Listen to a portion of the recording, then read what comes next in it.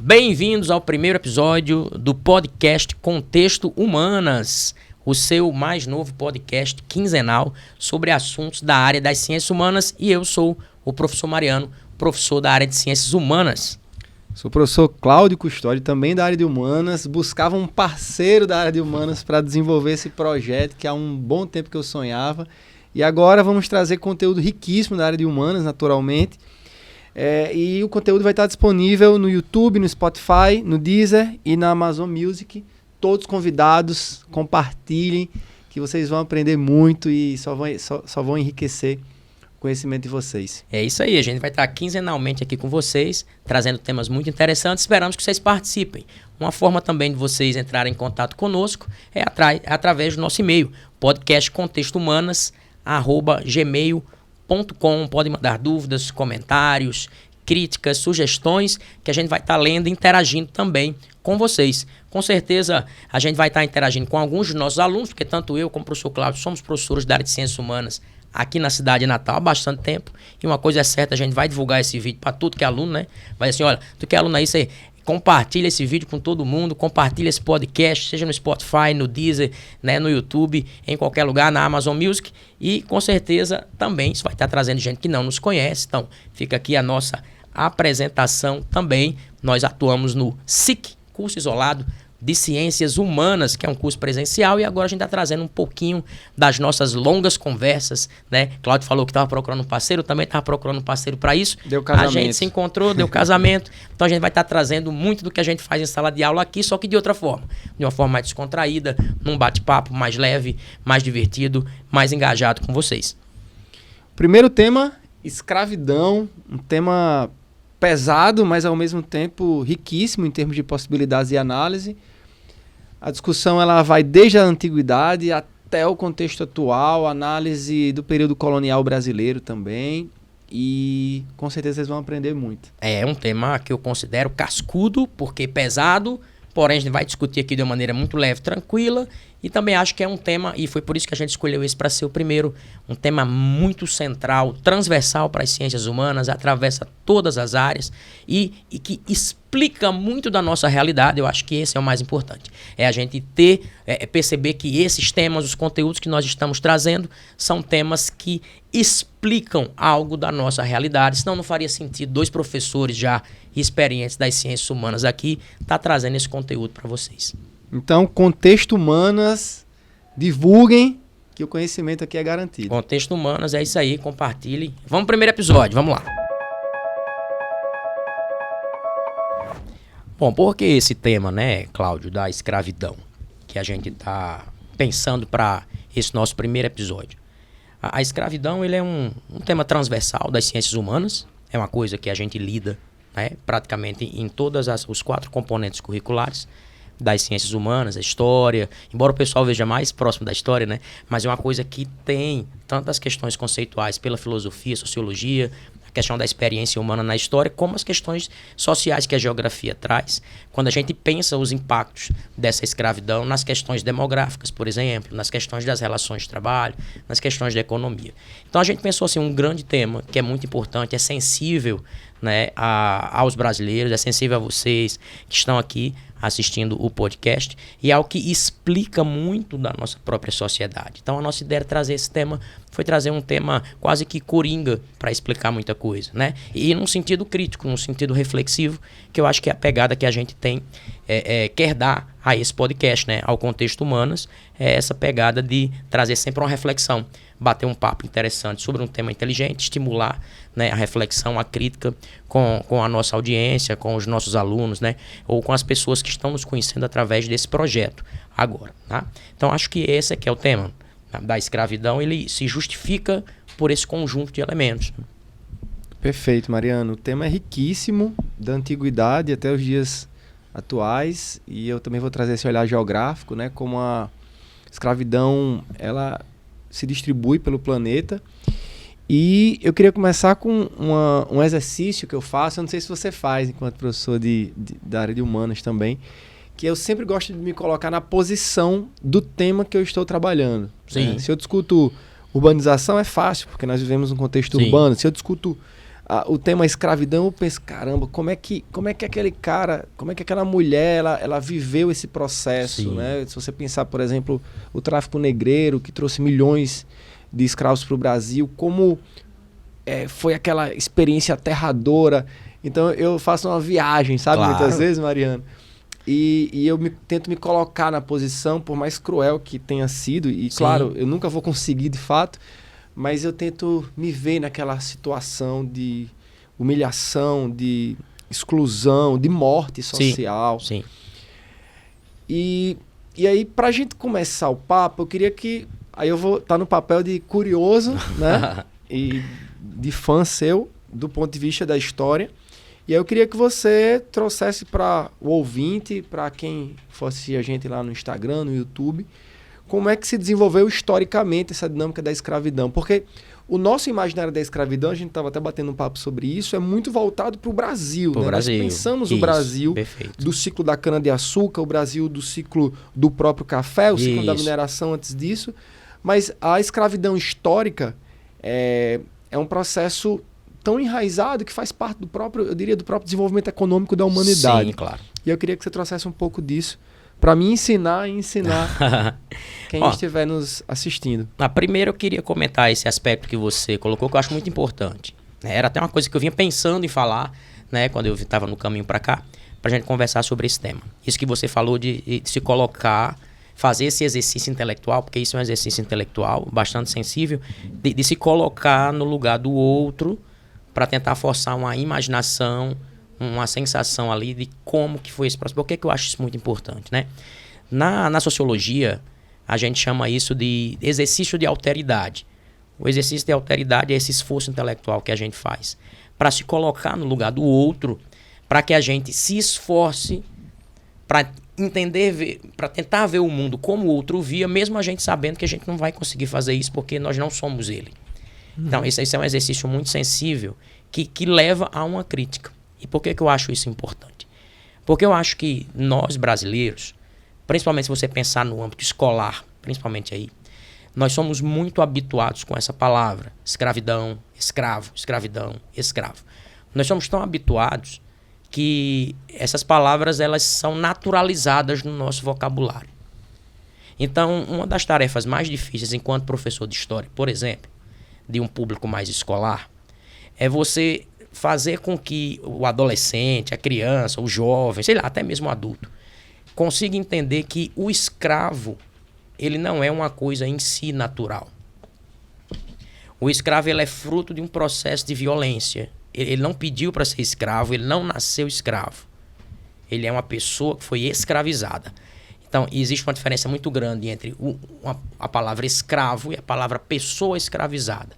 Porque se você repete muito isso, escravo, escravo, escravo, escravo, escravidão, você vai naturalizar essa ideia e vai tratar isso como comum.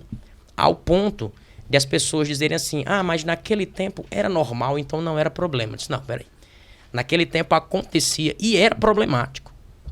Era problemático. Né?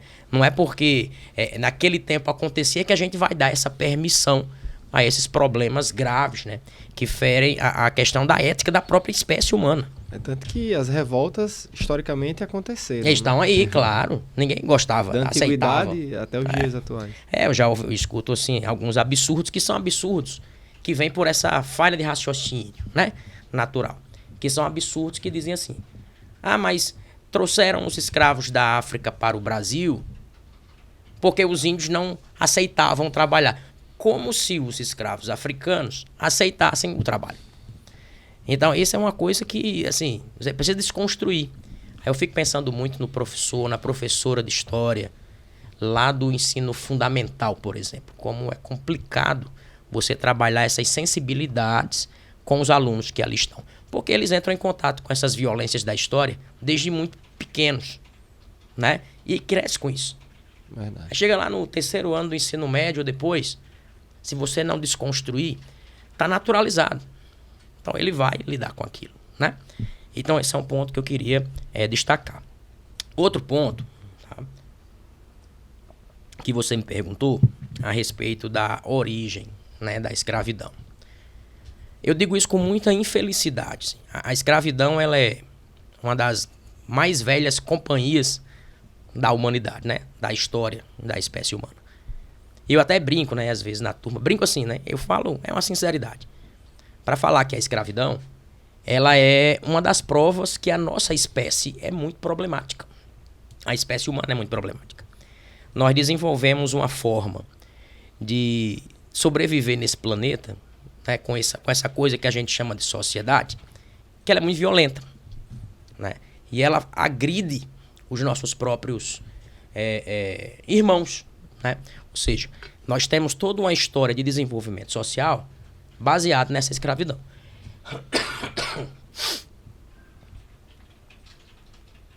Né? Então a gente tem, né, todo esse processo que vem desde a antiguidade, como você se referiu no começo.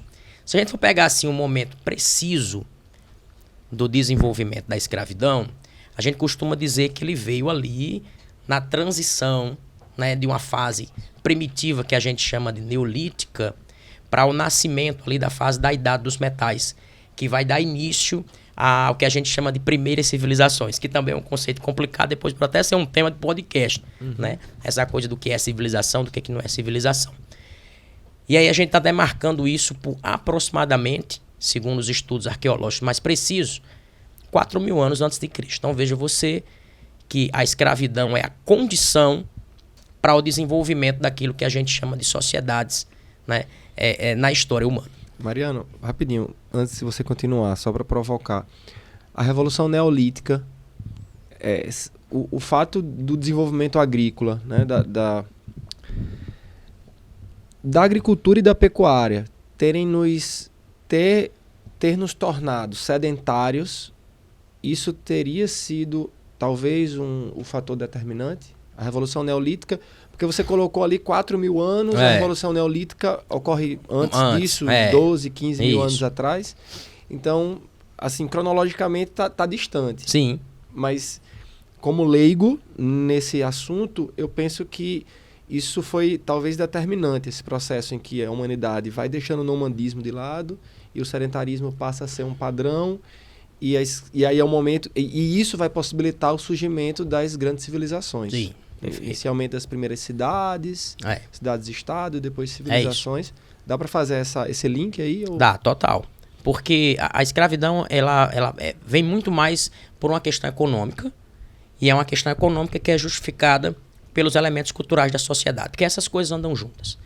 Quando houve o início do que a gente chama de processo de sedentarização, ali no cenário da Revolução Neolítica, ou da Revolução Agrícola, tem muita gente que usa a data 10.000 anos, uma data mais simbólica, né? 10.000 anos antes de Cristo e tal, para fazer aquilo. Tem até um filme, né? Acho que é bem famoso, né? 10.000 anos antes de Cristo. Bem legal. Né? Para falar disso aí. Os grupos humanos, que antes eram grupos nômades bem menores, né? Eram grupos com dezenas de pessoas, centenas de pessoas, eles pararam, eles foram transitando lentamente, e isso tudo tem um espaço de tempo significativo, né? Dessa necessidade de movimentação. Que o processo de invenção da agricultura, que eu considero a maior invenção da humanidade para a sua sobrevivência, ela vai levar naturalmente a um processo muito lento de sedentarização. Porque é um processo de domesticação de plantas. Tá? E essa domesticação de plantas leva à domesticação de animais, leva a outras questões, e isso vai, né, fazer com que as sociedades se tornem mais fixas em um dado lugar. E por que isso tem a ver com a escravidão? Porque antes, se você pensar nos grupos nômades, o que eles produziam de economia, eu estou falando aqui tanto no nível de subsistência, ou seja, aquilo que eu preciso para viver materialmente dentro daquela sociedade, eles vão produzir agora no sentido para produzir acúmulo, que é o que a gente chama de produção de excedente, né? E isso gera riqueza. Esse excedente naquele tipo de sociedade é riqueza. Então vai começar as disputas internas dentro de grupos que antes eram menores para saber quem controla aquela riqueza.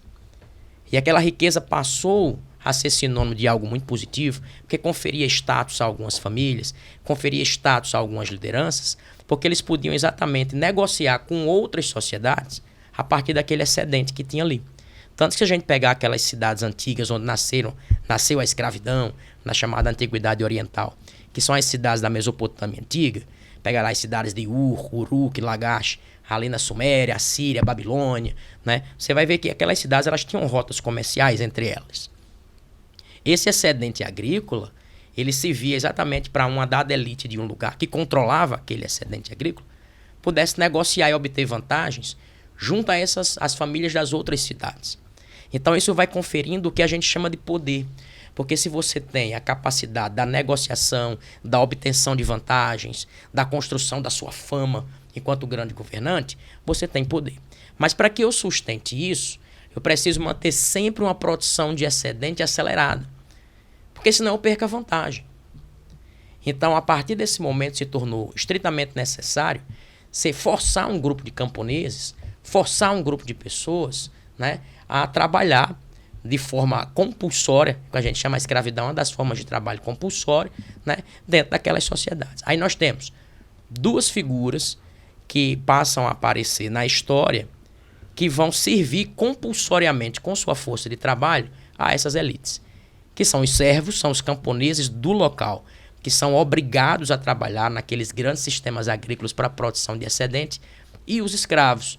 Se você observar os escravos da antiguidade oriental, principalmente ali, Mesopotâmia, Egito, você vai ver que os escravos ali eles estão muito mais voltados para a construção dos grandes monumentos.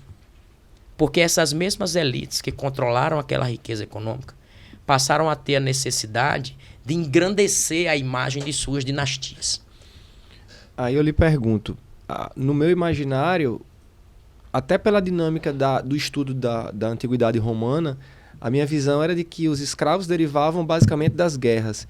Mas pensando a escravidão africana, eu sei que muitos dos escravos derivavam determinadas pessoas que cometiam algum tipo de crime dentro daquela comunidade tribal e que se tornavam escravos, alguns outros por dívidas. Perfeito. Mas aí eu estou fazendo um paralelo, né, da antiguidade com um contexto já da escravidão aqui no Brasil em relação ao contexto africano. Aí a minha pergunta é, no contexto da antiguidade, mesmo oriental, como você citou, a pegada da escravidão estava relacionada, como no caso romano, às guerras, ou tinha uma dinâmica também interna né? Relacionada a crime, relacionada a dívida? Havia algo nesse sentido, Mariano? Havia. São as duas coisas. Todos os modelos escravistas da antiguidade, e aqui vamos pegar dois modelos. Tem um modelo que a gente chama da antiguidade oriental, que são os modelos teocráticos, que são as cidades mesopotâmicas e o Egito. Né? Eles vão estar juntos ali dentro de um mesmo modelo. E tem um outro modelo, que é mais conhecido, que é o que a gente chama de antiguidade ocidental, que é o mundo que se desenvolveu mais próximo do mar Mediterrâneo, né? E que tinha mais uma relação com os mares do que com os grandes rios, que era aquele povo da antiguidade oriental, que é o mundo greco-romano, que é o do qual culturalmente nós derivamos mais.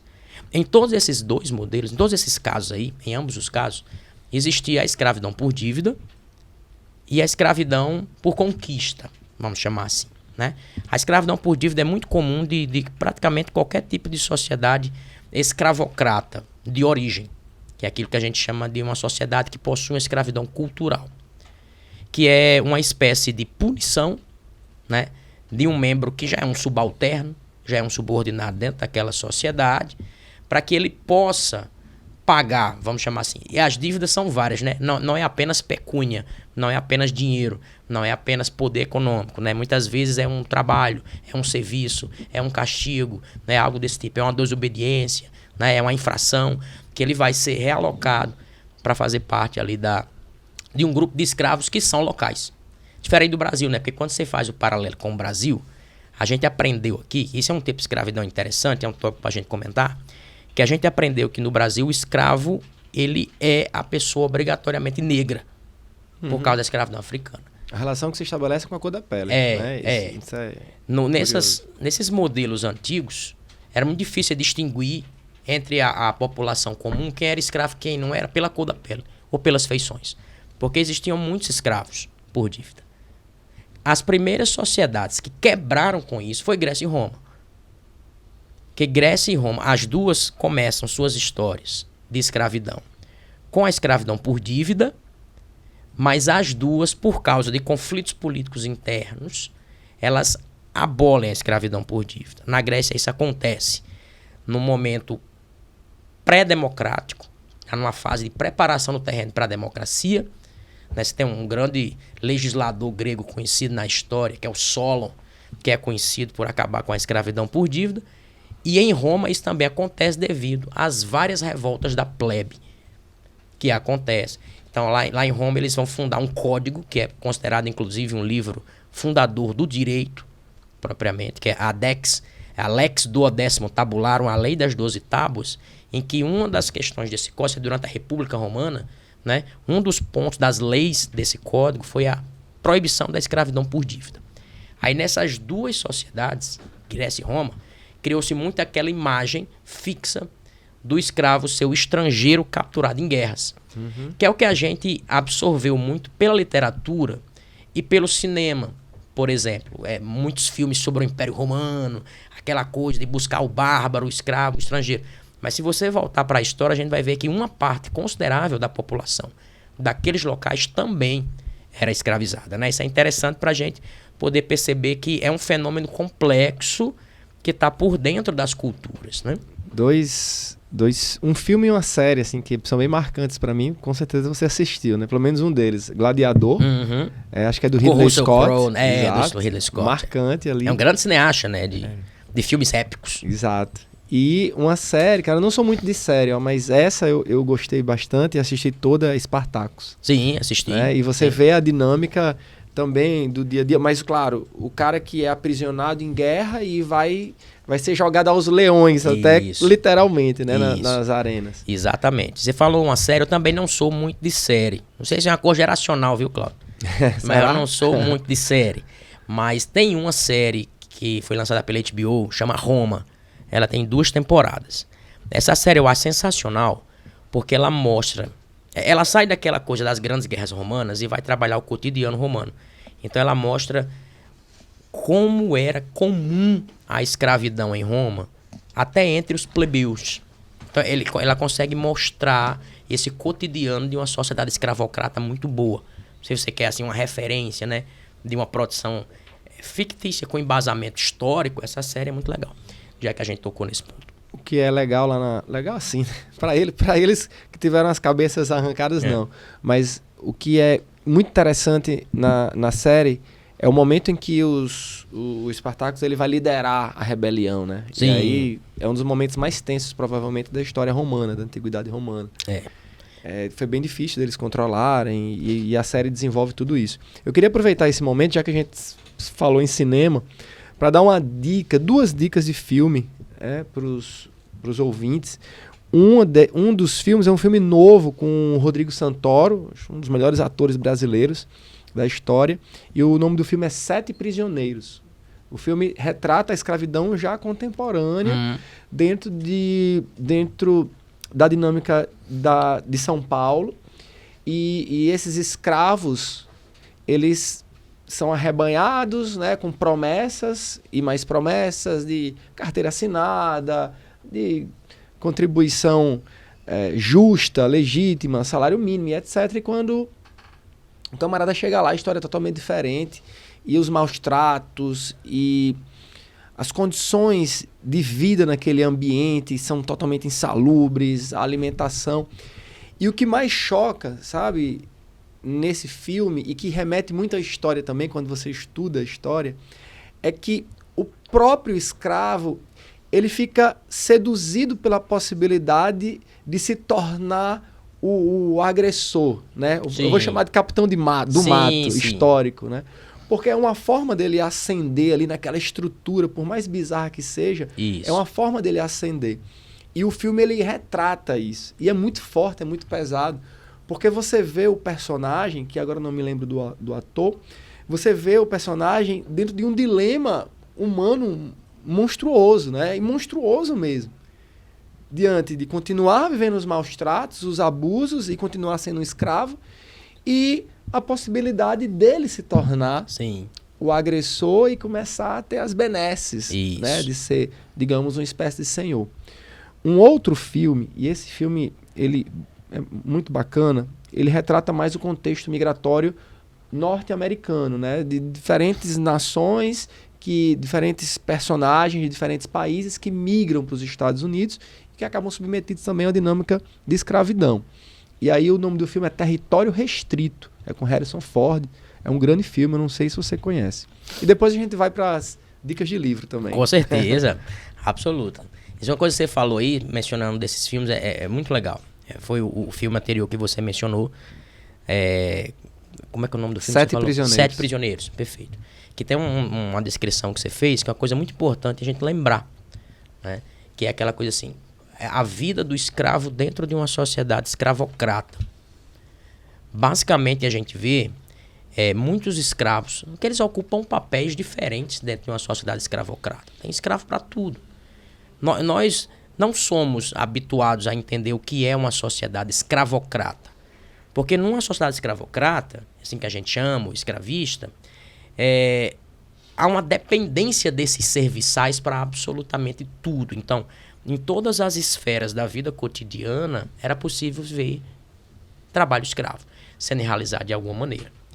Então, existe uma necessidade das pessoas que são violentadas, a partir desse sistema, de eles tentarem sobreviver. Já que eles não podem vencer o modelo, eles vão tentar sobreviver da melhor forma dentro dele, obtendo algumas benesses.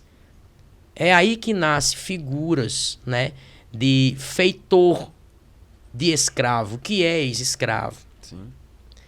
De capitão do mato, de capanga do senhor de escravo. De escravo que vai se tornar senhor de escravo. Escravo que vai se tornar senhor de escravo. E aquela coisa que você pergunta, mas como pode isso, né? Mas quando uma sociedade ela é muito formada por uma coisa que a gente chama de reprodução da ideologia dominante, é isso que acontece. As pessoas dominadas, elas acabam não lutando para se libertar daquele sistema que as oprime, mas ela em grande medida reproduz. E ela começa a querer jogar dentro desse sistema, tentando alcançar as melhores posições. Ela não quer quebrar com aquele modelo, porque ela não vê possibilidade para isso. Isso acontece hoje. Se a gente tirar o contexto da escravidão, isso acontece hoje. Tem muitas pessoas hoje de classes sociais subordinadas, subalternas, que são oprimidas por um conjunto de regras que não as favorece, mas que elas falam em favor dessas regras. Porque é aquele tipo de visão que, olha, não tem outra possibilidade de mundo para mim que não seja esse.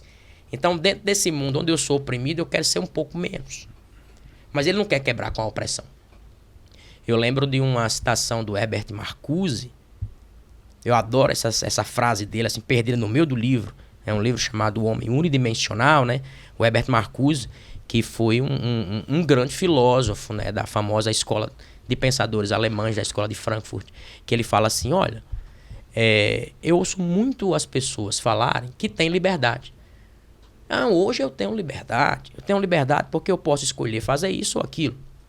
Ele diz, mas veja, escolher o Senhor a quem servir não acaba com a escravidão. Né? Ele vai dizer, então depende muito do referencial que você tem aí. Então é isso que acontece muitas vezes. E as pessoas não entendem quando vai para a história ou quando vai para as questões mais atuais, mais sensíveis. Você pergunta, por que esse cara não está questionando a escravidão? Ele está chegando ali lado a lado com o Senhor, muitas vezes, para oprimir aqueles que são seus iguais. É por causa desses fenômenos culturais. O processo de adaptação é muito severo, né? Sabe um momento assim da história que eu lembro, inclusive a partir também de um filme, né? Que é A Lista de Schindler. Sim, ótimo.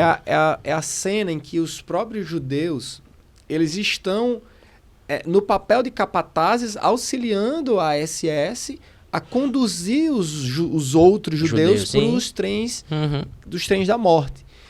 E é muito brutal aquilo, né? Porque eles acabam... Inclusive, tem uma cena também, não lembro se desse filme, que o personagem lá...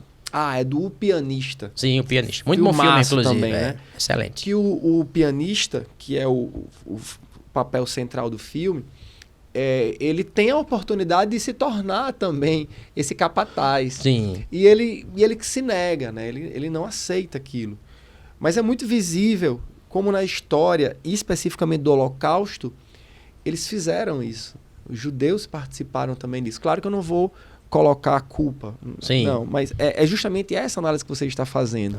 Dentro de uma condição totalmente desumana, de Holocausto, por sinal. Sim. né? A grande sacada ali da solução final nazista não era ter custo com a morte, né? As próprias câmaras de gás tinham uma relação econômica. Sim. A câmara de gás tinha uma sacada de, olha, como é que eu posso matar com menor custo? Sim. E os campos de extermínio, que eram campos de trabalho forçado, levavam à morte por exaustão. Os caras morriam de esgotamento físico. Eles não tinham mais forças para trabalhar. Mas a escravidão ela é muito bem representada ali. Nós associamos tanto esse momento da história ao genocídio que nós esquecemos, muitas vezes, os alunos e a sociedade como um todo esquece justamente disso. Né? Que é um momento de escravidão. Os judeus, os ciganos, os gays, os comunistas, eles foram escravizados. Sim. Claro que a maior representação desse momento é com o judeu. Por isso eu trouxe a cena do filme, que é uma cena marcante. E aí a figura, mais uma vez, do Capitão do Mato, né, citado, que muitas vezes era um negro, um escravo. Uma leitura do Laurentino Gomes, que eu vou citar depois na dica de livro, que ele relata que boa parte da tripulação dos navios negreiros eram formados por escravos. Sim. E aí você tinha todo tipo de trabalho já na sociedade colonial brasileira. Você tinha desde aquele escravo doméstico que estava ali no dia a dia, até para recolher as suas fezes e urina da noite, Sim. até aquela imagem tradicional do escravo que estava ali no trabalho do sol escaldante, né, da cana-de-açúcar. O escravo da lavoura, escravo né? da lavoura. Então, é isso, é muito doido, né? Eu sempre que eu estudo o tema, eu não consigo, sabe? É difícil. É difícil você digerir difícil. toda a violência envolvida, e essa sua análise aí foi perfeita. Esse exercício é um exercício de muita sensibilidade, né? De você tentar, assim, não estereotipar a figura do escravo e de você tentar vê-lo no cotidiano. Eu sempre, quando estou trabalhando, aí já puxando aqui para nosso país, né? Para o Brasil. A gente sempre, quando fala de escravidão, apesar de falar em outros locais e de fazer essa referência que a gente fez, de mostrar que a escravidão é uma velha amiga da humanidade, né? Entre aspas, uma má amiga, né? Que vem se desenvolvendo e que está atrás das questões econômicas, pensar o Brasil. A gente sempre é habituado no Brasil a ver a imagem senhor, população branca e tal, e o escravo africano, o escravo negro, né? Como se não tivesse tido escravidão indígena. Isso é um ponto também muito importante, né, de colocar. Então, o escravo africano, o escravo negro na senzala, que é aquele escravo mesmo que está sofrendo lá chicotada e tal. Mas, na verdade, não é só isso. As pessoas escravizadas ocupam todas as esferas da vida. Você vai ter o escravo da senzala, vai ter o escravo açoitado no pelourinho, vai ter os castigos físicos mais clássicos, mas você vai ter a ama de leite dentro da casa da sinhá, você vai ter a parteira, você vai ter o capitão do mato. Tem uma tela célebre do Jean-Baptiste Debré, que foi um dos principais retratistas do Brasil, em que ele mostra um escravo açoitando o outro. Debré, ele era meio fascinado pelo cotidiano escravocrata, porque aquilo chamava muito a atenção aos olhos de um europeu. E nessa época os retratistas, né, Debré foi um grande retratista que viveu no Brasil no século XIX, né, ele veio ali junto com a família real para cá, para o Brasil, praticamente foi um dos fundadores da Academia Imperial de Belas Artes, né, Academia Real de Belas Artes, depois a Academia Imperial de Belas Artes, foi um dos diretores, pintor francês. O Jean-Baptiste Debré se tornou um dos grandes retratistas e muito conhecido por pintar telas onde figuravam escravos de vários tipos. Então, ali é um registro iconográfico importante para a gente perceber o que chamava a atenção no cotidiano. Então, você tem lá, eu sempre trabalho isso em sala, né? Seja no colégio, ou no nosso curso, né? Nosso curso isolado, sempre mostro lá a tela do Debré e falo, o que a gente está vendo aqui, em termos de um cotidiano escravocrata? É muito estranho que uma pessoa negra esteja açoitando outra, mas aí cai naquela história que a gente comentou há pouco. Tem um livro muito bom, eu li ele quando estava fazendo o mestrado, que é da Kátia Matoso Queiroz, historiadora brasileira. É um livro chamado Ser Escravo no Brasil. Ela vai explorar, ela vai fugir desse estereótipo e ela vai explorar exatamente essas várias camadas nas quais os escravos se inseriam. Você tem escravo para absolutamente tudo. A gente foca muito naquele que tem as marcas dos chicotes nas costas, que era a forma mais brutal que representava o escravo. Mas eles estão assim, diluídos, disseminados. Muitos deles ganham cargos de confiança, né? Ocupam locais um pouquinho menos dolorosos na sociedade, mas não deixam de ser, né, violentados por causa disso. Não deixam de ser oprimidos. Então, no Brasil, você teve também muito disso. Né? Eu penso que no Brasil, a dinâmica ela não era majoritária. Isso é um dado estatístico que eu posso buscar aqui no livro e passar. Ela não era majoritária, como nós pensamos muitas vezes, nos grandes latifúndios. Sim. Muitas vezes, na maioria das vezes, numericamente falando, a escravidão se desenvolvia em pequenas propriedades. Aí tem uma sacada, né? Eu lembro de uma aula do professor Coquinho na UFRN. Sim, saudoso Coquinho. Quando eu cursei História. E aí ele trouxe um dado curioso. Assim, eu me lembro que ele falou assim, muitas vezes o senhor do escravo estava ali labutando, estava trabalhando junto também do seu escravo. Porque não era um cara rico, de posses, era um cara que tinha 1, 2, 3 escravos ali, e ele tinha que trabalhar junto, porque senão não ia conseguir atingir uma produção. Portanto, essa relação ela existia e muito. E muito. Se você pensar, por exemplo, já dentro de um contexto de uma vida urbana, o escravo, ele era aquele que muitas vezes estava vendendo quitute na praça para conseguir um dinheiro para o seu senhor. Sim. Ele funcionava, ele era um ambulante. Inclusive, essa é uma cena muito descrita no Rio de Janeiro, período colonial. E esses quitutes, comida, sei lá, refrescos vendidos ali, era uma forma de ganho para o senhor. Sim. E o escravo, ele tinha direito a acumular uma certa quantidade, né, de grana em cima daquelas vendas e que em um momento ele poderia comprar a sua liberdade. São os escravos de ganho, né? Exato. Como chamam, são os escravos de ganho, os escravos de troca. Tem até também uma tela mencionando mais uma vez do Jean-Baptiste Debré, chamada assim, Escrava Vendendo Frutas nas ruas do Rio de Janeiro, na famosa Rua do Comércio, né, que é a rua do século XIX. Então, assim, as frutas da própria fazenda. Sim. Você vê. Inclusive, muitas dessas tradições você vê hoje.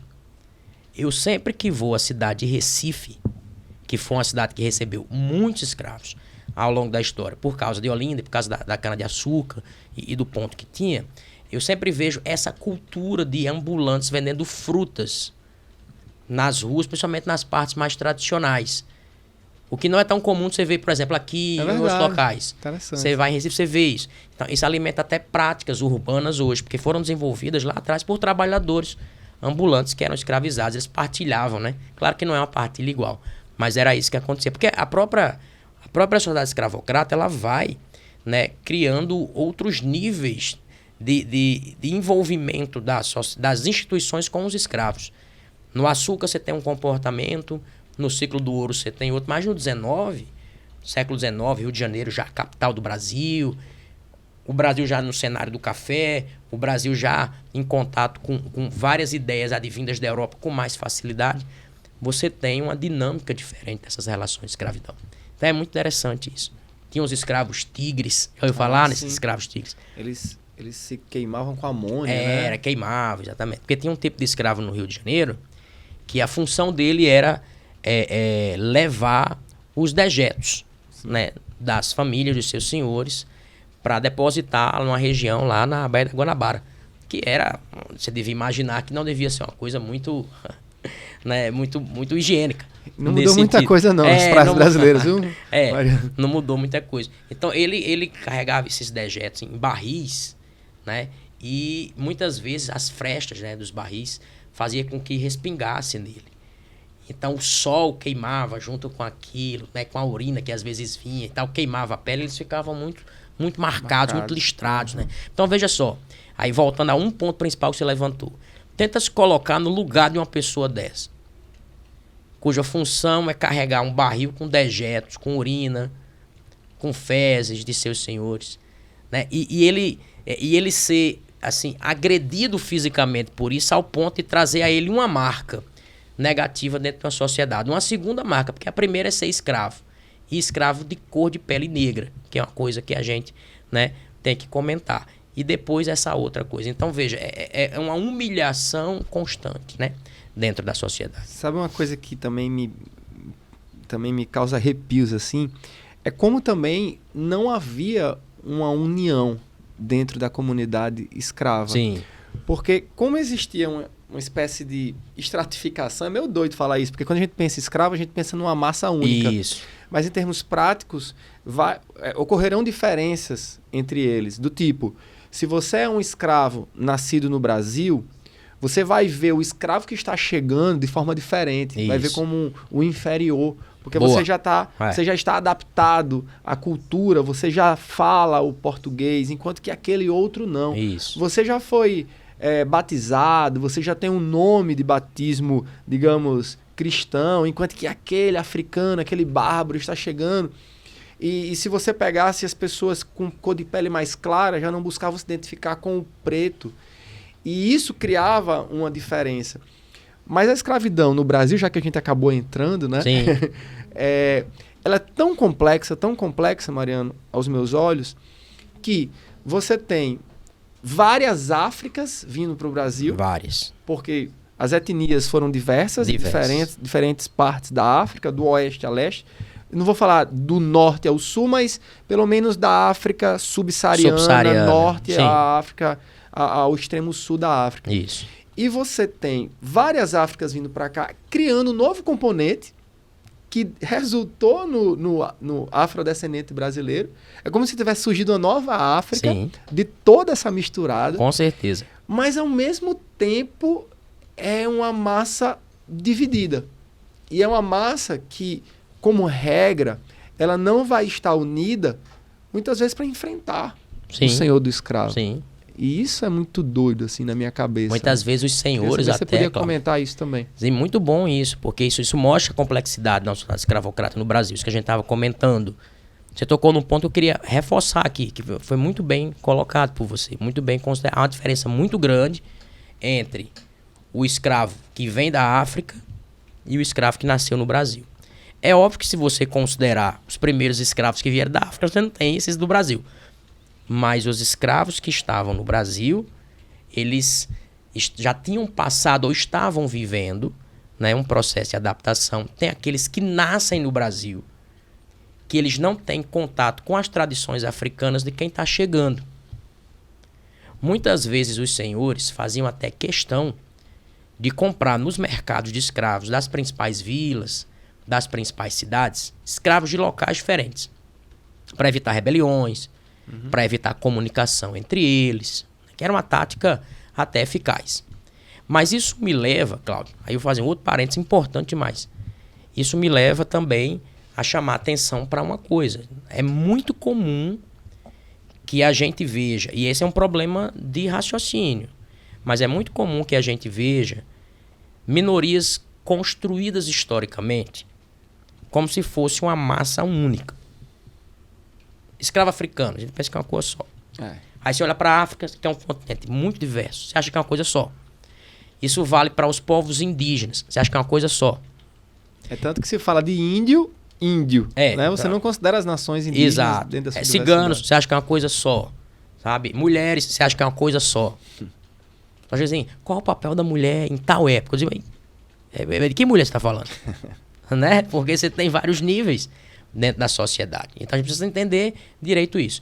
Então a África era muito complexa. Como você bem frisou, a maior parte dos escravos chegaram no Brasil, eles vinham de determinados locais. Por exemplo, o Brasil tem uma relação muito estreita com Angola. Sim.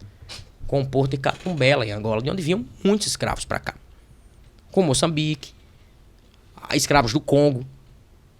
Tem histórias de escravos congoleses muito interessantes. Pra você ter ideia, só para falar um pouco dessa complexidade e diversidade. A maior rebelião de escravos do Brasil aconteceu em 1835, século XIX, aconteceu em Salvador, na Bahia. É uma revolta chamada Revolta dos Malês. A Revolta dos Malês foi considerada uma das principais... Isso foi um grande historiador brasileiro chamado João José Reis, que ele era da Universidade Federal da Bahia, hoje ele é professor da Universidade de Harvard. Ele foi quem fez as principais produções historiográficas acerca desse trabalho dos escravos dos malês.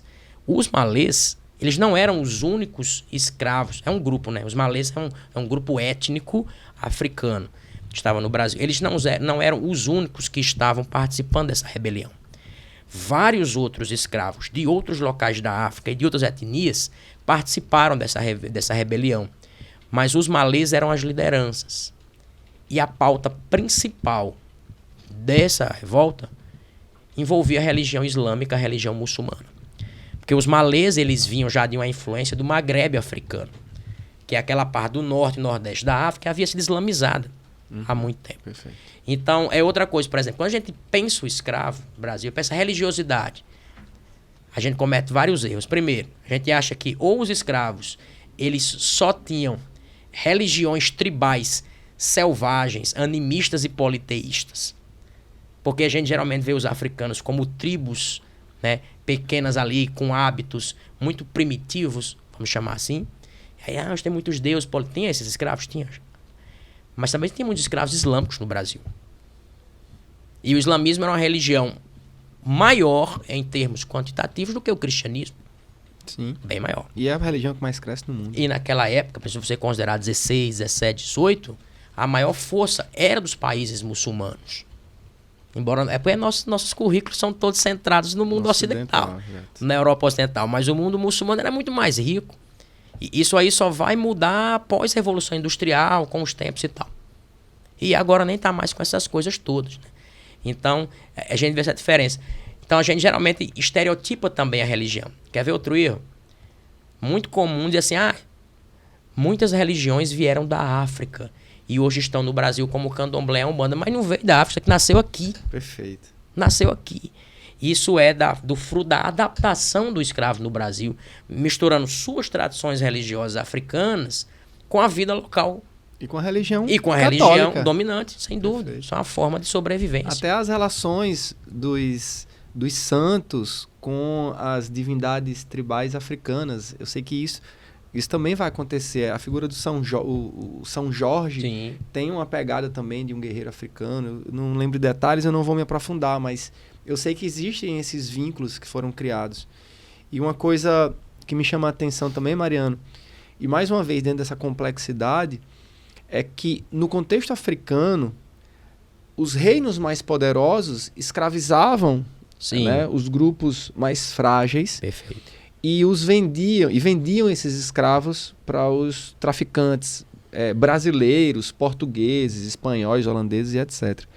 Esse é um ponto que muitas vezes determinados grupos de pessoas trazem para diminuir a culpa europeia. Sim. Né? Se coloca que mas quem escravizava lá na África era o negro, não era o branco. Sim. Mas a lógica que nós temos que entender, e isso é muito básico, é que isso fazia parte de um modelo econômico, de um modo econômico capitalista que se desenvolvia em torno do tráfico de seres humanos, né, que eram tratados como objetos, e que as tribos e nações, eu vou trabalhar como nações, são sinônimos, mas vou trabalhar como nação para dar uma ideia de quantitativa maior, e que as nações africanas se inseriram nessa dinâmica. E eu posso até adiantar a ideia de que essas guerras em busca de escravos na África acabaram arruinando a própria economia africana.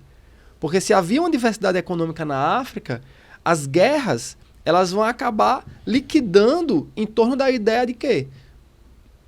Eu vou falar objeto humano. Sim. Né? O ser humano passa a ser o principal produto a ser produzido na África.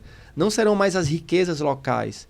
Até porque as nações africanas, cada uma delas tinha determinadas especificações. Alguns eram grandes mineradores, outros eram grandes agricultores.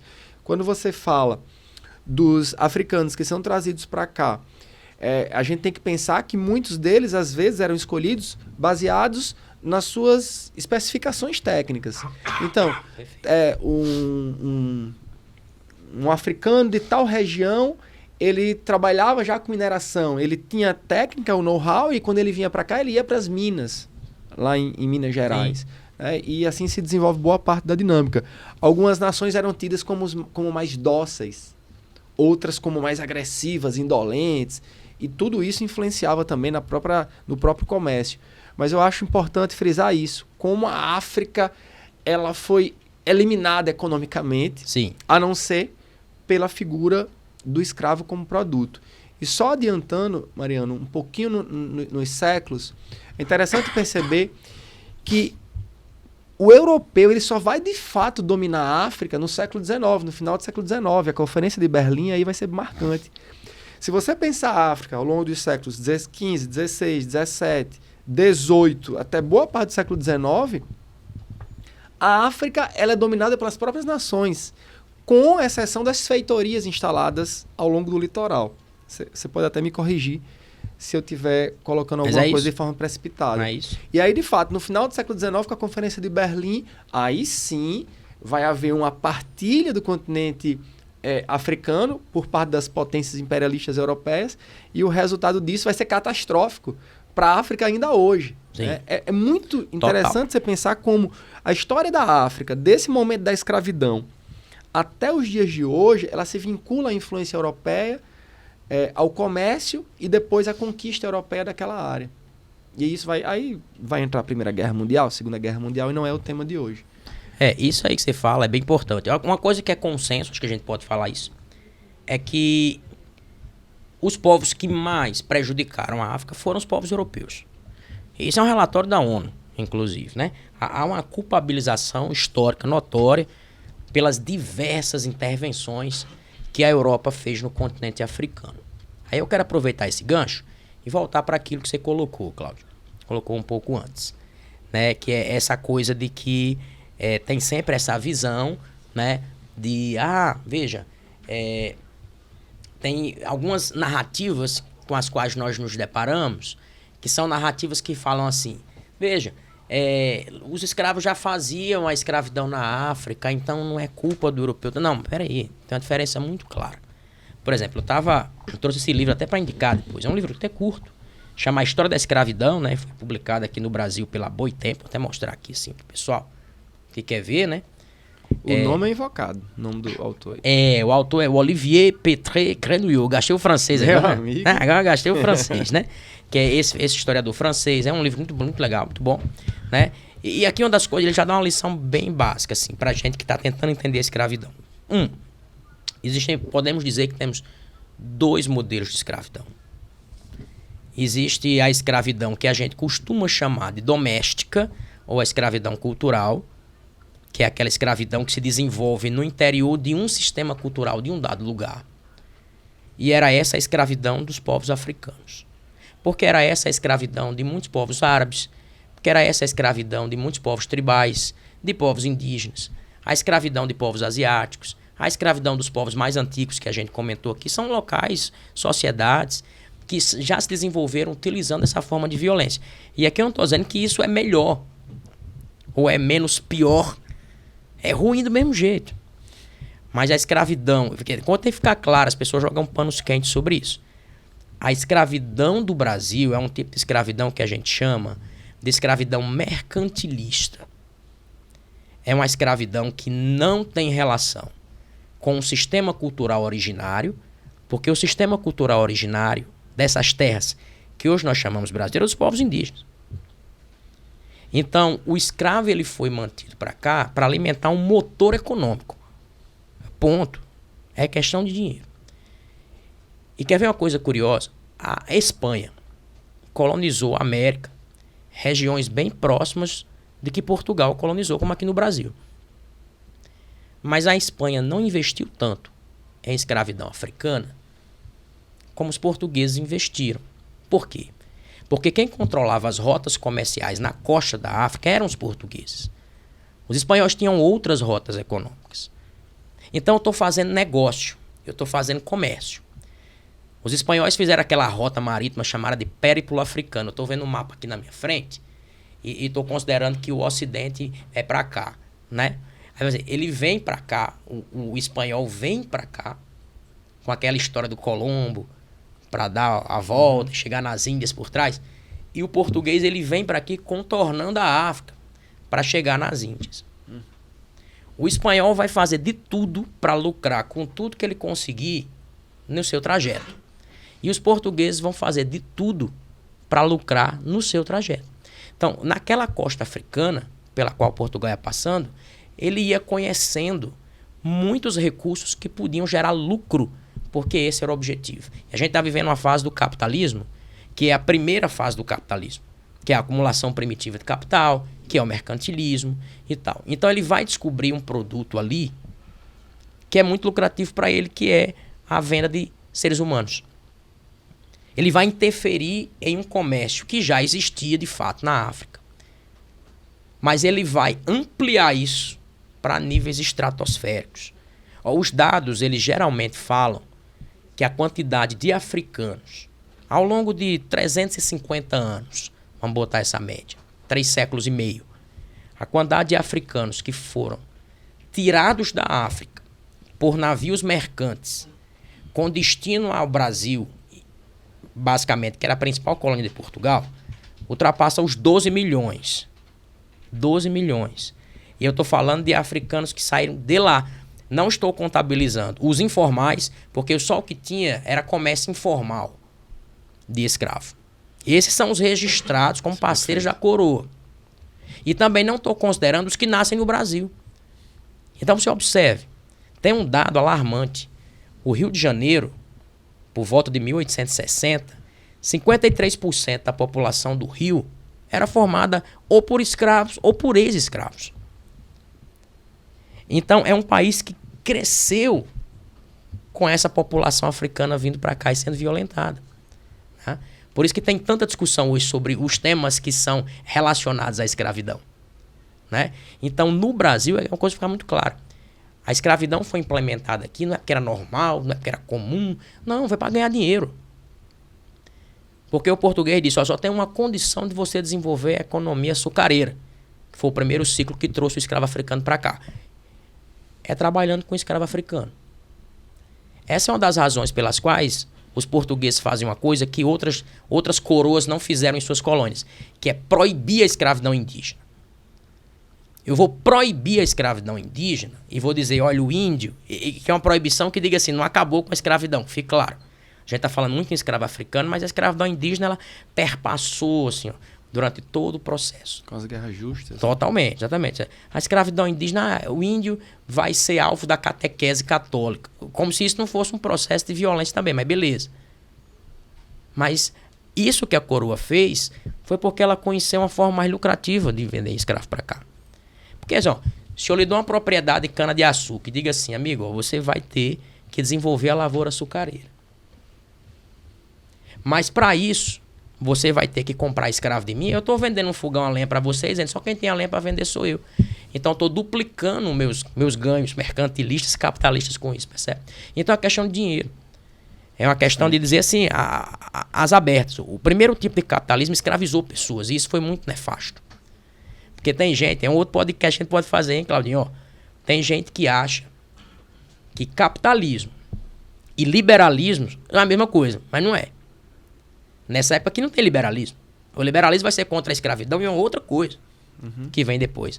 Percebe? Então é bem importante ver isso no Brasil. E é por isso que a gente tem no Brasil essa visão automática de que a pessoa negra se remete diretamente à escravidão, porque essa foi a realidade de 3 séculos e meio.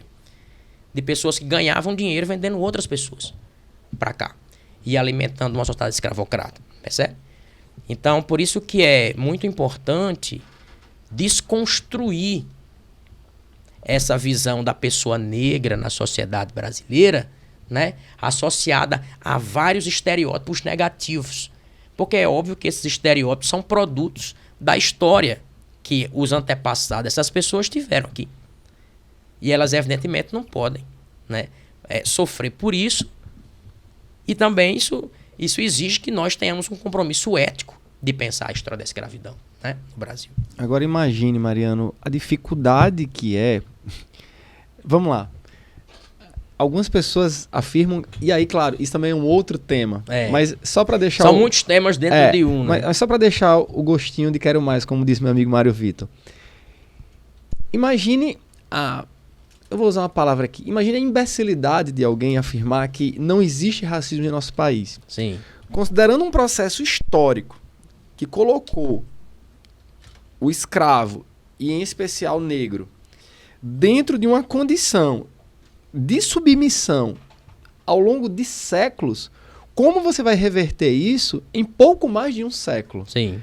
Né? É simplesmente impossível. Impossível, exato. E quando você considera, com a Lei Áurea de 1888, a liberdade e você, ao possibilitar a liberdade, você coloca aqueles libertos numa condição de miséria, onde eles vão continuar em condições basicamente desumanas e de exploração, que remete quase que até os dias de hoje. Sim. Lembrando que a PEC das empregadas domésticas, ela é muito recente. Se você considera... poxa, o que tem a ver, Claudinho? Escravidão com a PEC das empregadas domésticas, meu amigo? Você tinha um grupo de mulheres... Se você considerar que até um tempo desse, de cada 5 mulheres empregadas, 1 era doméstica, você está considerando que 1/5 das mulheres que trabalham, elas simplesmente tinham condições jurídicas diferentes das demais. Sim. E diferente de todo o resto da comunidade masculina. Sim. Isso é muito bizarro. E aí eu lembro, Mariano, inclusive, para infelicidade, escutei isso de um professor, e aí ele falando, não era de humanas, tá? Ainda bem, né? Menos mal, né? Menos mal. E aí o professor falava, poxa, com a PEC agora eu não vou poder pagar mais uma empregada doméstica. Demais, hein? Eu fiz, não, na hora teve um bate-boca, eu fiz, bicho, quer dizer que o custo do seu bem-estar é você continuar que uma parte da parcela não tem igualdade jurídica. Isso é muito doido, mas isso remete, na minha visão, diretamente à forma como nós vemos o negro, considerando a história. E como o negro muitas vezes se vê também dentro de uma condição de ser inferior. Porque é uma construção. E para você reverter esse quadro é muito difícil. É por isso que eu tratei de imbecil alguém que fala que o racismo não existe no nosso país. É simplesmente impossível. Exatamente. Pela construção histórica, pela condição jurídica, pela forma como eles foram lançados na pobreza. Mas algumas pessoas vão dizer que isso é coisa de comunista ou coisa do tipo. Né? É impressionante como as pessoas insistem. É uma preguiça tipo de intelectual muito grande, né? Demais. Porque você tocou num ponto importante, né? Essa coisa de você ter resistência sobre o racismo, isso é óbvio. Todas as sociedades que tiveram processos de escravidão e violentaram, excluíram historicamente determinados grupos étnicos, a sociedade vai crescer com o racismo. Eu gosto muito de um conceito do professor Silvio Almeida, que é o conceito de racismo estrutural. É um livro dele, tem esse título. Quem quer aí se aprofundar mais pode ler esse livro dele. É um livro de 2019, um livro muito bom. O Silvio Almeida, que é um grande teórico, sociólogo brasileiro, que ele vai dizer assim, olha, o racismo estrutural é aquele que está automatizado, normalizado dentro de uma cultura que se desenvolveu acostumado com a escravidão. Perfeito. Porque as pessoas acham que o racismo ele só existe se ele for manifesto, consciente. Aí não é só isso. Eu, você, todos nós estamos sujeitos, se nós não nos policiarmos, Sim. se nós não fizermos o exercício intelectual que a gente está se propondo a fazer aqui, nós estamos aí aptos a reproduzir discursos, falas, ideias racistas. Porque nossa cultura nos formou assim e nós somos filhos de uma cultura. Então essa cultura tem problema. Cultura não é uma coisa que está no invólucro sagrado e ela representa só coisas boas, não. A cultura tem formas de violência, tem formas de exclusão. E o Brasil é um país que nasceu, é uma coisa que a gente não pode mudar, infelizmente. O Brasil é um país que é fruto de uma grande violência chamada de colonização mercantilista. O Brasil é um país que cresceu com um grande problema, eu acredito ser o maior problema do Brasil, chama-se escravidão. A escravidão legou os maiores problemas sociais que o Brasil tem hoje, sendo o racismo um deles. A desigualdade social associada a esse racismo, outro. A produção da violência, outra. A escravidão foi muito nefasta para o Brasil. Então o Brasil é um país hoje que não valoriza o trabalho. Se você prestar atenção, nós somos uma cultura que nós temos muito ainda de heranças da antiga escravidão que existiu aqui oficial. Nós somos uma cultura de desvalorização do trabalho, de baixa remuneração no trabalho.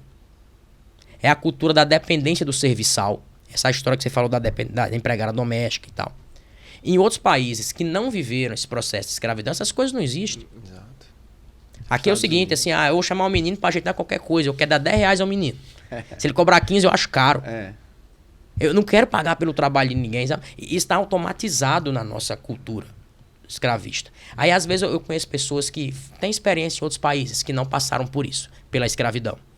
Aí vai dizer, não, lá, veja, fulano lá tem um trabalho desses, sei lá, fulano é garçom, fulano é manual, o cara é marceneiro, trabalhos que no Brasil ele ganharia miséria. Então lá o cara consegue viver materialmente bem, porque lá eles pagam caro por esse serviço, mas é óbvio. É porque o Brasil é uma sociedade que esse tipo de trabalho manual, que geralmente eram os trabalhos legados aos escravos, eles são super desvalorizados aqui dentro. Então nós temos uma sociedade que tem muitas marcas disso, né? Essas marcas de uma elite muito senhorial, né? Essa coisa de ser o dono do dinheiro, o dono da política, de mandar... Essa coisa vem daí. As formas de violência. Então a gente tem que abrir nossa mente para isso. É como você falou. Se você considerar que o Brasil, desde o, vamos chamar, do fatídico descobrimento, que não foi um descobrimento, foi uma invasão, né? Foi uma invasão, né? Uma invasão europeia a essas terras. De 1500 para cá, e o Brasil teve ali praticamente de 1535, 1540, até, vamos considerar a Lei Áurea, 1888, de escravidão oficial, a gente não tem nada. Tá cheio aí, ó, de bisneto de ex-escravo nas favelas do Rio de Janeiro. É claro. Até geograficamente, se você pensar, eu muitas vezes trago isso para a sala de aula, quando eu discuto a ocupação do território brasileiro. Se você pensar racialmente o Brasil, você vai ver o negro muito concentrado no Rio de Janeiro, Sim. muito concentrado na Bahia, em uma parte da Bahia, já que é um estado muito grande. Isso.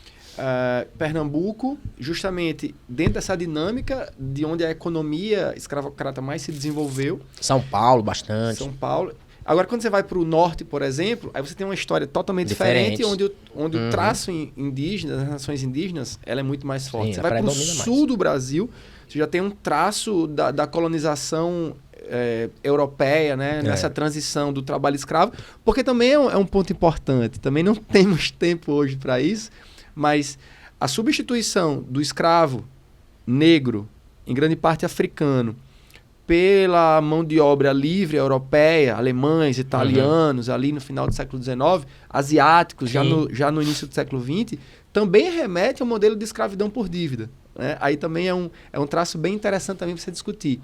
Mas com uma grande diferença. Esse cara que vinha para cá, essa mulher que vinha para cá, ela já vinha com... Já vinham com nível de educação, com ideias de liberdade. Era outra... Eles vinham enquanto grupo étnico, diferente do africano, que ele vinha de diversas etnias. O italiano não, ele estava junto, o alemão ele estava junto. Isso favorecia muito as reivindicações, a pressão, sem contar o conhecimento ideológico, né, sobre liberdade ou mesmo ideias sobre socialismo, por exemplo, ou anarquismo, Sim. que quando eles vêm para cá as ideias já estão bem fortes. Perfeito. E só mais uma coisa, Mariana, quando você estava falando quando você estava fazendo essa análise do trabalho, poxa, eu tive uma lembrança aqui, cara, de uma situação que a gente estava numa cerimônia e todos brancos, né? E tinha uma pessoa que ocupava a mesa, que era uma pessoa negra, e que ocupava uma posição de trabalho mais braçal dentro da instituição. E que, após o discurso dessa pessoa, ela nos abraçou, e ela nos abraçou sempre com a cabeça baixa. E até aí, tudo bem, né? Ele me abraçou também com a cabeça baixa. E aí a minha esposa, depois, ela veio comentar comigo, porque na hora eu percebi, mas Sim. Né, eu guardei, eu não fiz uma análise. Sim. Era um momento ali e tal. Passou. E aí depois a minha esposa chega... Você percebeu como fulaninho abaixou a cabeça para todos vocês? Poxa, isso é muito forte para mim, sabe? Quando eu concatenei... E quando você trouxe isso aí... É automático, cara. É muito forte. A gente linguagem percebe, corporal. Total. Né? De submissão, de subalterno. Total. Provavelmente passou uma vida assim, né? Exato. Passou uma vida nessa toada. São muitas decorrências, né? Eu sempre falo para os alunos também assim... A gente tá trabalhando, vamos ver um exercício, esse que você faz, né? Fazer assim, ó, vamos pegar onde existe a maior concentração de população negra no Brasil. Pega lá, Rio de Janeiro. Pega lá, bota lá, Pernambuco, por causa da cana-de-açúcar, aquela região de Minas mais produtora do ouro, Sim, chegou ali, perfeito. São Paulo e tal. Se você pegar, as regiões de maior índice de favelização. Ou seja, os índices de pobreza e igualdade social estão totalmente atrelados a isso, né? Totalmente. Aí você vai começando a se acostumar, você cria uma visão social da figura da pessoa negra marginalizada, eternamente periférica, como se ele não fosse permitido aos centros, como se ele não fosse permitido aqui. Mas essa é uma construção histórica. Por isso que é papel do Estado, da consciência ética do cidadão, né, desconstruir isso e tentar fazer uma sociedade mais justa do ponto de vista étnico. Eu acho que é o próprio Darcy Ribeiro, acho que é no Povo Brasileiro, que ele fala que não será possível falar no que Gilberto Freire falava, por exemplo, democracia racial, se a gente não resolver o problema da desigualdade econômica antes. Que a escravidão nasceu como um problema econômico. Ele precisa ser resolvido como tal. Então a gente desata esse nó para poder, sei lá, sonhar com uma sociedade que 50, 60 anos caminhando num sentido sem mudança, porque é muito difícil para o nosso Brasil, a gente conseguir uma consciência melhor. Investindo em educação, investindo, né, em boa informação para a população, em debate público, que é sensacional, e que esses debates públicos estão sumindo, ninguém pode mais debater publicamente hoje, né? Verdade. Então, você começa a perceber que tem solução para isso? Tem. Agora, precisa de um conjunto de fatores que, infelizmente, a gente vê como mais distantes, né? Ainda hoje. Mariana, eu vou trazer alguns números aqui, a gente já está quase encerrando. Importantes. E são alguns dados que eu peguei da Organização Internacional do Trabalho, a OIT, e ela dá um número de 50 milhões de escravos ou pessoas mantidas em trabalho forçado no ano 2021. Desses 50 milhões no mundo, tá, pessoal?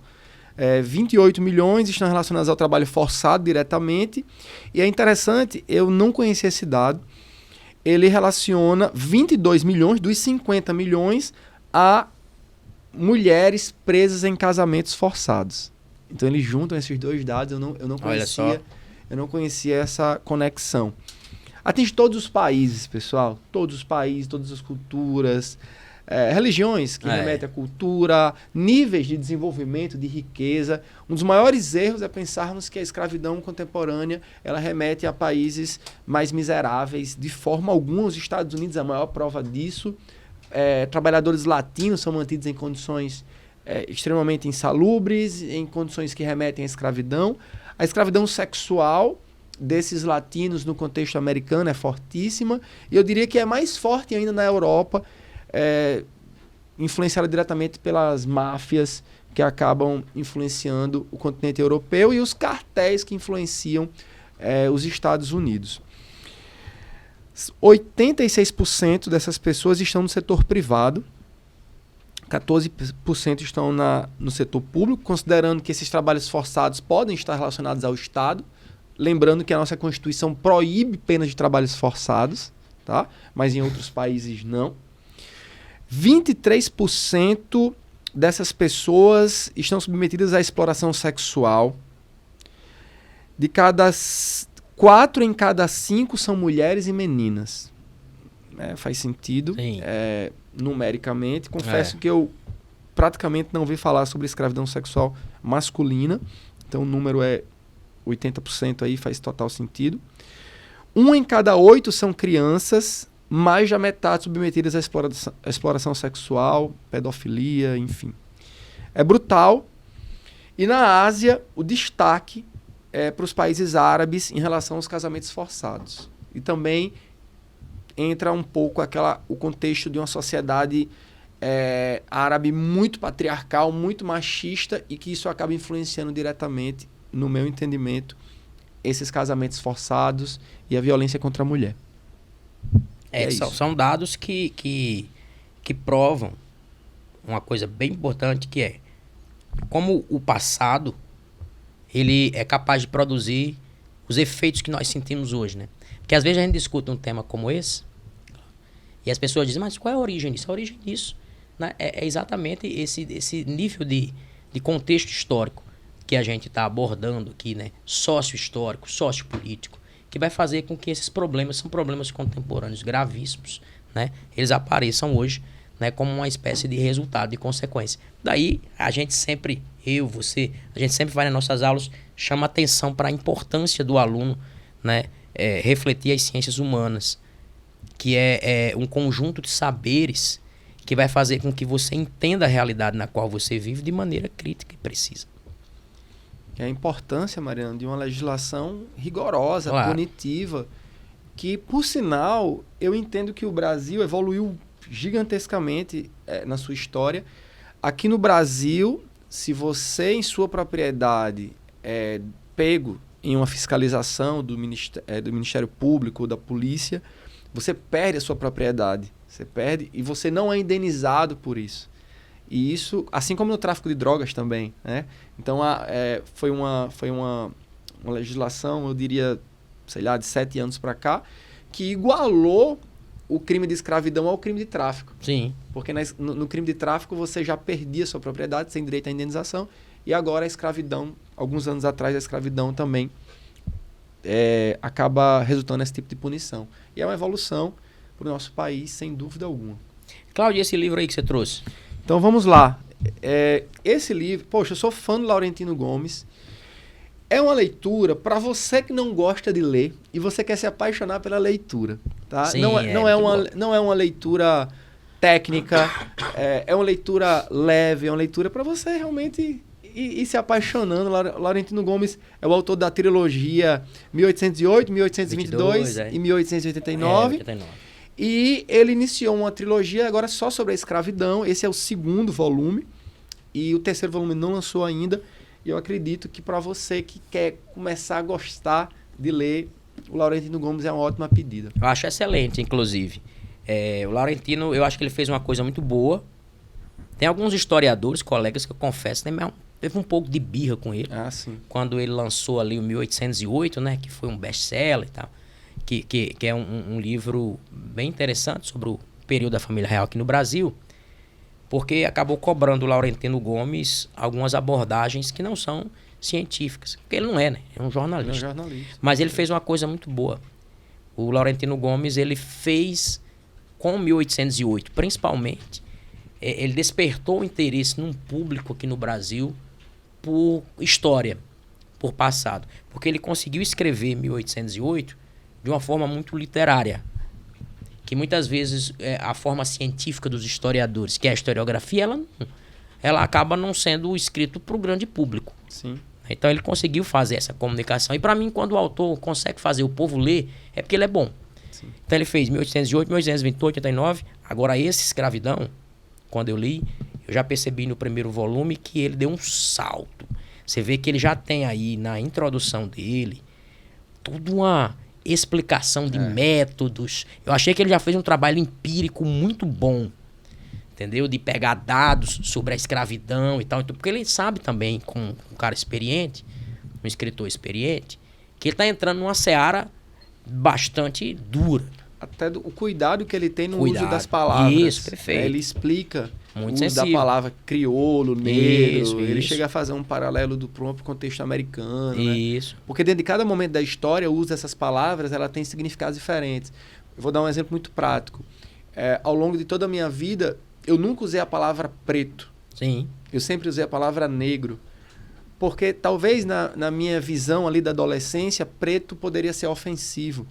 E, claro, com a minha própria evolução em termos de estudo e me familiarizando com o tema, eu passei a usar a palavra preto. Sim. Mas não usava antes por, talvez, medo de estar sendo racista. Sim. Né? É interessante a evolução das próprias palavras. Os americanos usam nigger, se eu não me engano. Eu não sei se a pronúncia é essa. Nigger, acho que é nigger. Nigger, né? Que é mal visto, né? É mal uma... recebido. E eles usam muito boy também. O cara pode ter 60 anos, é negro. Boy, né? O menino. Eu não sei se a palavra é boy, mas eles falam no sentido do menino. Como se todo negro fosse sempre um molecão. Exato, infantiliza. Infantiliza. É verdade. Ele é bem cuidadoso. Exato. Eu achei. Mas vale muito a pena, eu acho uma obra essencial para o nosso país. Eu acho que ele acertou em cheio, porque esse é o tema. Você entendeu? Eu quero entender o Brasil.